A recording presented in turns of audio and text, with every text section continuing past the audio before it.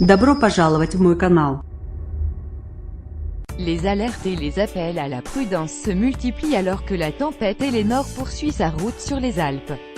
Les premières grosses rafales ont touché la région en fin de matinée. Un skieur a été tué par la chute d'un arbre en Haute-Savoie. Par Yann Gonon, publié le 03 01 20 18 à 08 45, mis à jour le 03 01 20 18 à 1902. Le gros de la tempête semblait être passé sur les Alpes vers 18 h ce mercredi 3 janvier 2018, même si les départements de l'Isère, de la Savoie et de la Haute-Savoie restent en vigilance orange. Tout au long de la journée, les pompiers ont reçu de nombreux appels. En Haute-Savoie, la tempête a fait une victime. Un skieur de 21 ans a été tué par la chute d'un arbre sur le domaine de Morillon. Toujours en Haute-Savoie, les pompiers ont recensé environ 130 interventions tout au long de la journée. Les premières grosses rafales ont balayé le département à partir de midi. Tous les secteurs ont été concernés. Les secours ont principalement été sollicités pour des chutes d'arbres sur les routes mais aussi sur des habitations et sur les lignes électriques. En Isère, les secours ont été sollicités une soixantaine de fois. Au total, 35 pompiers ont été mobilisés sur les différents événements. C'est Loisan qui a concentré le plus grand nombre d'incidents liés au vent et aux chutes d'arbres. 40 interventions ont été enregistrées du côté de Bourdoisan ou encore de Livet-Gavet. Autre secteur du département de l'Isère touché, le Grésivaudan avec une vingtaine d'interventions signalées. Quelques grosses rafales ont été enregistrées avec également quelques chutes d'arbres en Chartreuse. Route de Clémencière, en Chartreuse. Copyright Aurélie Massé, France 3 Alpes. Toujours en Chartreuse, le vent a fait chuter un poteau électrique à Queix-en-Chartreuse. Copyright Aurélie Massé, France 3 Alpes. En Savoie, tout est venu d'un seul coup, explique un pompier. À partir de 14 h, le nombre d'appels a explosé.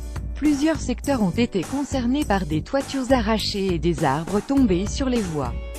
Les secours ont recensé entre 65 et 75 interventions. C'est le cas du côté de Moutier, mais aussi à Aigueblanche, à Albertville et à Chambéry. Du côté de Chambéry, c'est la crue de plusieurs cours d'eau qui semblait inquiéter les autorités en début de soirée.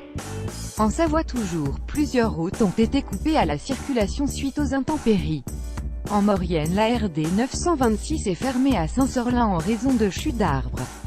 En parenthèse, plusieurs coupures sont signalées RD 902, entre Val d'Isère et Le Fornay. La route est coupée en raison d'une coulée de neige. RD 87A, accès à Tigny fermé cette nuit entre 21 h et 6 h. RD 119, accès Arc 1850 et 2000 fermé à partir de 16 h pour une durée indéterminée. RD 213, la Léchère. La route est coupée en direction du col de la Madeleine en raison d'un éboulement et de chute d'arbres. RD 990, la Léchère. La route est coupée en raison d'une coulée de boue, déviation locale par la RD 97, et puis dans le Val d'Arly, la RD 909 pour l'accès au col des Aravis est coupée en raison d'une coulée de neige. Dans son dernier bulletin, Météo France maintenait l'Isère, la Savoie et la Haute-Savoie en alerte orange.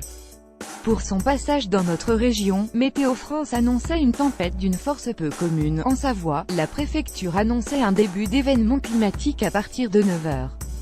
En Isère aussi, l'épisode vent s'annonçait violent, jusqu'à 140 km/h en montagne.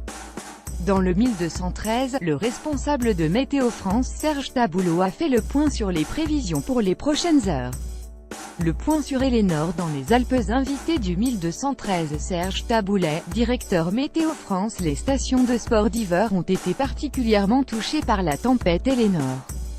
Plusieurs d'entre elles ont fermé une partie de leur domaine. À Val Thorens, en Savoie, la station avait annoncé des mesures draconiennes dès hier mardi. À lire aussi tempête Eleanor. Le Puy-de-Dôme et l'Allier en vigilance orange. Isère, Haute-Savoie, Savoie violente intempéries. Météo